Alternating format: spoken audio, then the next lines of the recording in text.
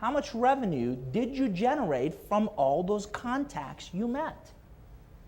Because one of the biggest challenges with networking is nobody measures it. Nobody says, what kind of investment am I making and what's my return on that investment? Because again, back of the napkin, 10 organizations, I go to 1 hour each, another 5 set of coffees or visits out afterwards, 15 hours, right? 2 hours each for each visit, 30 hours total, times 50 bucks, that's 1,500 bucks I invested in networking this month. What did I get in return? Now I know, David, our business is long-term and nobody's going to go to Fontainebleau this afternoon, as gorgeous as that video was, right? Okay, how many of those turned into referrals this year? How about in the last 3 years? You get my point. And by the way, I realize it isn't just pure direct revenue. There should be three types of outcome from your networking. One is direct, right? I generated this revenue directly from somebody I met here.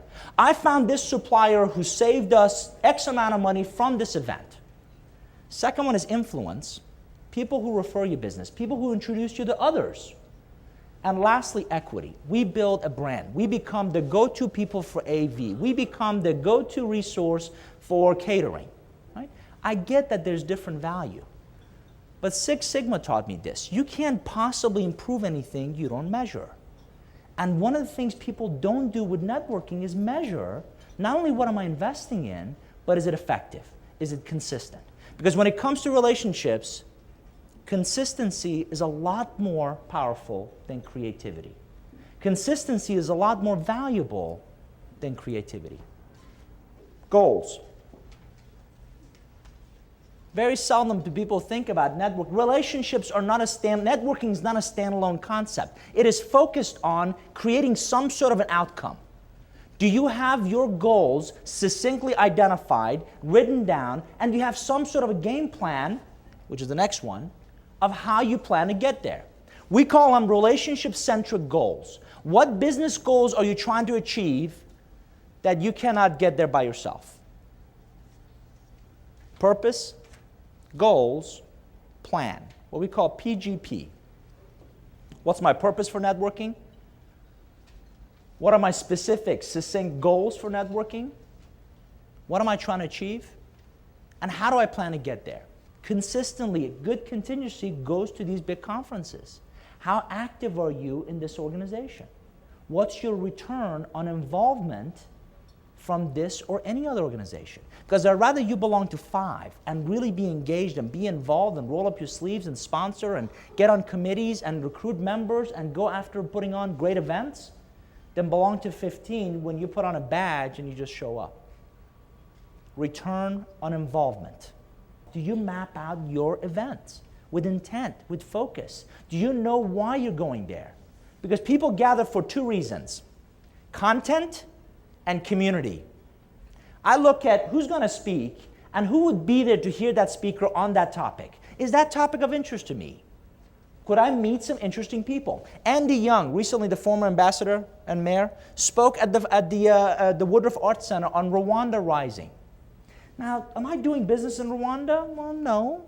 But I'm really interested because of the genocide that happened there a decade or so ago, and I'm really intrigued by who's going to show up. So I register and I go.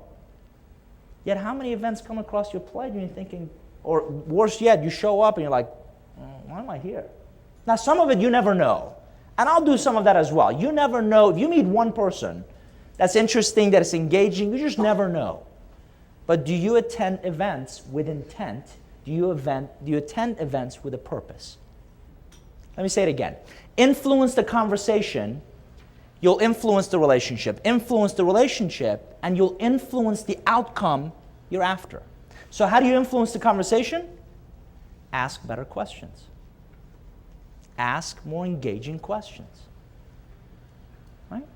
Here's one of my least favorites. Have you been? Fine. What's new? Not much. What have you done lately? Nothing. It's not a conversation, it's a one-way monologue. Right? Diane, what are the top 3 things you want to get done in 2008?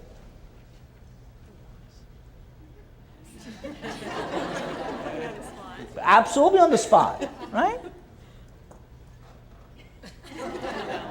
Give me one. To get one new event. To get one new event. Think of it. Number one, she had to think about it. Number two, when they answer you, you know what's on top of their minds. Yet most people go to networking events and they try to wing it.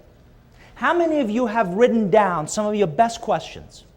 How many of you have really good questions you can ask people you meet? Now, some of it you have to be careful, right? You don't want to too much, too fast. You're like, well, it gets creepy, right? Whoa, back up, right? But I don't think it's too much to ask. What do? You warm up to that environment. Let them talk. When I meet somebody else, I'm not gauging quickly, can we do business together? I'm trying to gauge, does this person get the value of a relationship? Because if they get it, reciprocity is a natural law in relationships. Something should trigger. If I say that, she says, well, what do you do? And how can I help you? What can I do to be an asset to you? It's a different mindset. I didn't go to her with a handout. What do you know? Who do you know? What can you do for me? I went to her with, can I get to know you and find a way to be an asset to you? Can I get to know you and find a way to help you? Because if you get it, you'll find a way to reciprocate.